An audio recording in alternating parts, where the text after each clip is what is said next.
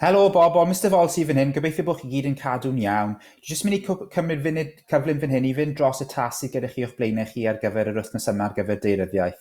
Wrth i chi ddilyn y link, mae'n mynd i cymryd chi'r clip yma ar Gwyllt ar Grwydr.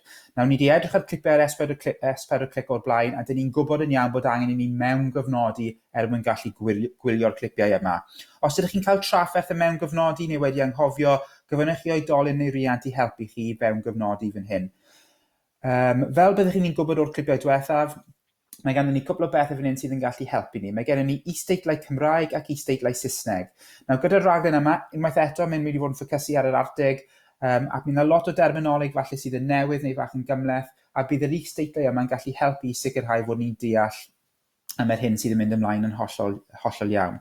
Mae'r rhaglen yma'n mynd un diddorol iawn, mae'n ffocysu ar yr eirth wen, yn ardal o enw Churchill yn Canada, so edrych ar y polar bears, ac yn edrych ar beth yw rai o'r fygythiadau sydd yn gwynebu'r eirth wen, a hefyd sut mae hyn yn effeithio ar pobl sydd yn byw yn yr ardal hefyd.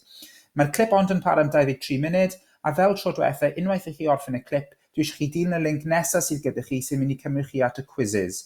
So wrth i chi agor y link yna, cliciwch ar y quiz, rhowch eich enw mewn a bwrw ati i cael go arno fe. Cofiwch, os ydych chi ddim yn hapus gyda'r sgôr o tro cyntaf, gewch chi roi sawl gynnig ar y quiz tan bod chi'n cael sgôr terfynol sydd yn adlewyrchu yr hyn ydych chi'n hapus gyda. Felly dyna ni. Gobeithio bod chi gyd yn cadw'n iawn, a na i siarad gyda chi eto'n fuan. Hwyl am y tro.